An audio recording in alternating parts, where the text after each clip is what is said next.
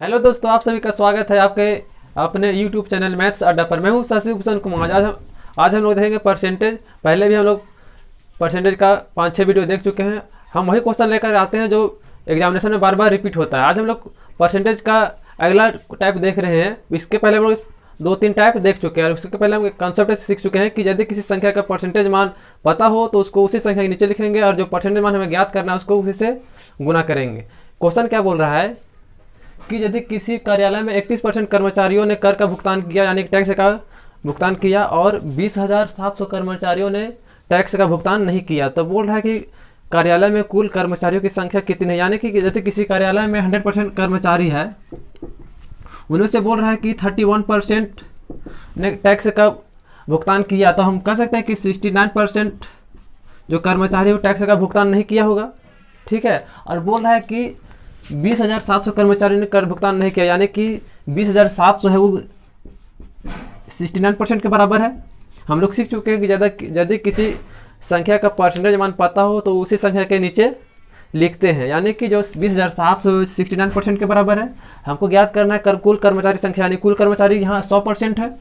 हम यहाँ सीधे 100% से गुना कर देंगे, मेरा आंसर आ जाएगा 69 × 207 बराबर कुल कर्मचारी की संख्या 30,000। यहाँ बोलता है कि कितने कर्मचारियों ने भुगतान किया, यानी कि 20,700 है तो 69% के बराबर है। बोलता है कितने परसेंट कर्मचारियों ने भुगतान किया, मतलब कितना कर्मचारियों ने, यानी कि 31% के भुगतान किया। इसको 31 से यहाँ गुना कर देते हैं, यानी कि बराबर मेरा आंसर आ जाता है 31% कर्मचारियों ने जो भुगतान किया है, गुना करके आ जाएगा। हेलो दोस्तों, दूसरा क्वेश्चन देखते हैं।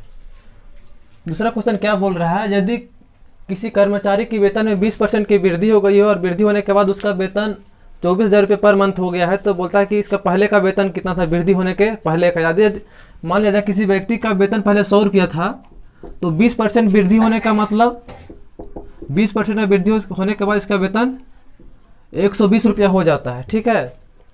और यहाँ अगर हम 100 रुपये मान के चलते हैं तो 100 रुपया से 120 रुपये हो जाता है। ठीक है।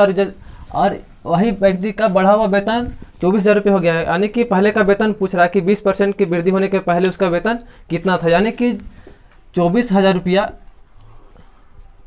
ये वेतन बढ़ा हुआ है, 20% बढ़ा हुआ है। यदि पहले 100% मिल रहा था तो अभी वेतन उसको 20% बढ़ा के यानी 120% मिल रहा है, यानी कि हम कह सकते हैं ये 24,000 120% के बराबर है। और हमें पहले का वेतन ज्ञात करना है, यानी कि 100% का वेतन ज्ञात करना है, यानी कि इसको 100 से हम गुना कर देंगे। हाँ, 0 से 0 कटा, 12 दूना 24, यानी कि 20,000, यानी कि उसका पहले का वेतन 20,000 रुपया था। अगला क्वेश्चन देखते हैं। अगला क्वेश्चन क्या है कि यदि ए की आय नहीं सी की आय बी की आय से 20% अधिक है और बी की आय ए की आय से 25% अधिक है, तो बोल रहा है क्वेश्चन सी की आय ए की आय से कितना परसेंट अधिक है। यानी कि यहाँ किसी का इनकम दिया हुआ नहीं है, अगर किसी इनकम यहाँ कुछ मान करके हमको क्वेश्चन बनाना पड़ेगा। यानी कि यदि ए की आय 400 है तो बोल रहा है कि बी की आय ए की आय से 25% अधिक है, यानी कि बी का आय है इसका ए की आय से 25% अधिक है। यदि ए का आय 100 रुपया है तो बी का 125 रुपया होगा। ठीक है। यदि इसको हम 200 मानते हैं तो इसका 125% यानी कि 250 रुपया होगा। इसमें कुछ भी मान के बना सकते हैं, आंसर मेरा वही आएगा। यानी कि इसमें हमको ऐसा वैल्यू मानना है जो हमको क्वेश्चन को सोल्व करने में आसानी हो। अगर हम इसमें डिफिकल्ट इनकम लेते हैं, अंक लेते हैं, तो सोल्व करने में थोड़ा डिफिकल्ट लगेगा, इसलिए हम ऐसा वैल्यू लेते हैं जो जिसका हमको परसेंटेज वैल्यू निकालने में आसानी हो। यदि ए की आय 400 रुपये मानते हैं तो बी की आय इसका 25% अधिक है, यानी कि 400 का 125% निकालेंगे, यानी कि बी की आय 500 रुपया होगा। और बोल रहा है कि सी की आय बी की आय से 20% अधिक है, यानी कि जो सी का आदमी है उसका आय इससे 20% अधिक है, यानी कि 500 का 120% होगा, यानी कि सी की आय 600 रुपया होगा।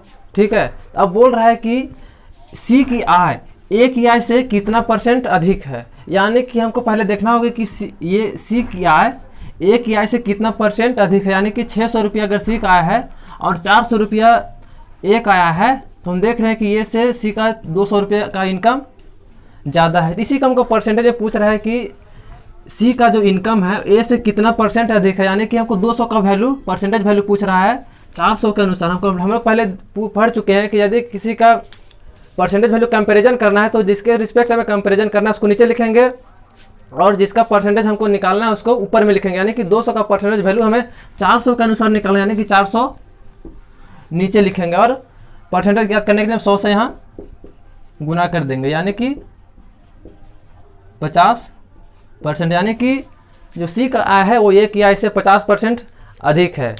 ठीक है,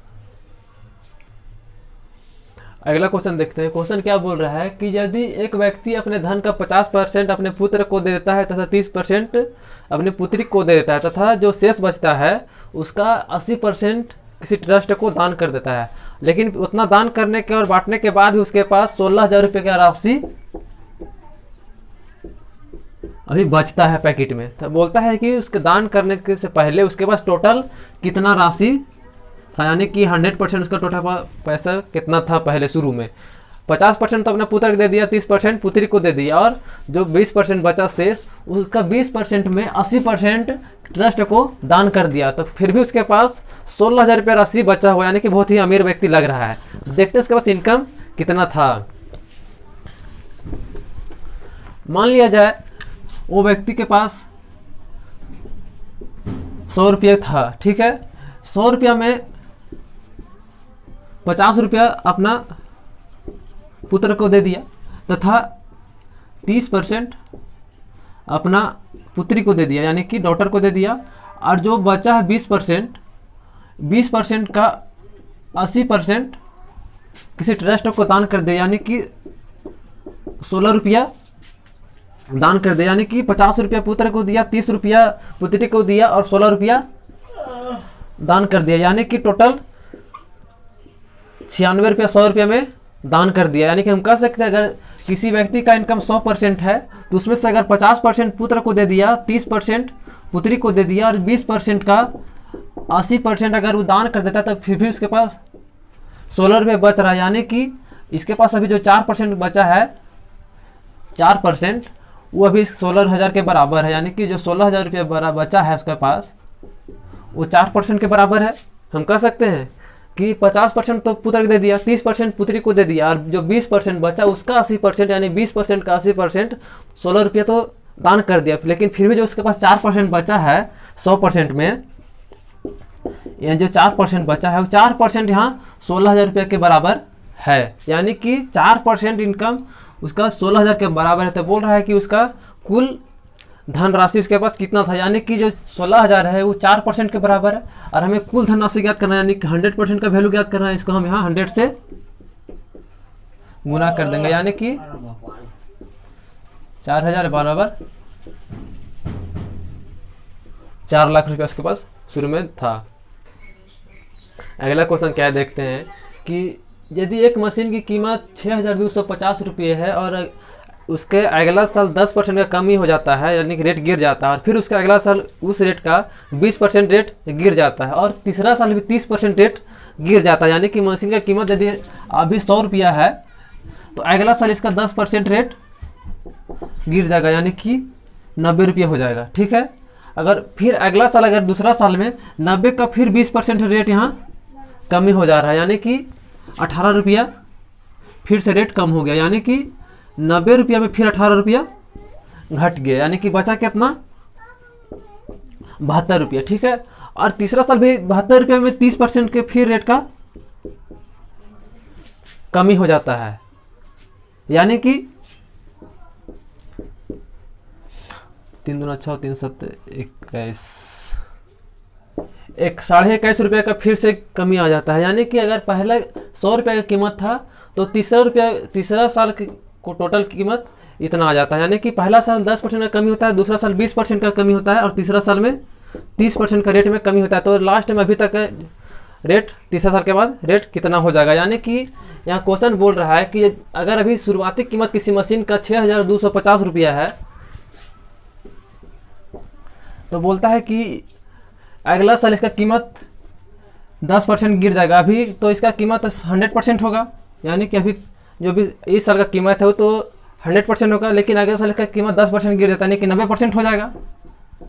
ठीक है, फिर अगला साल के लिए तो 100% है, लेकिन दूसरा साल में इसका कीमत फिर 20% गिर जाता है, यानी कि 80% के बराबर हो जाएगा।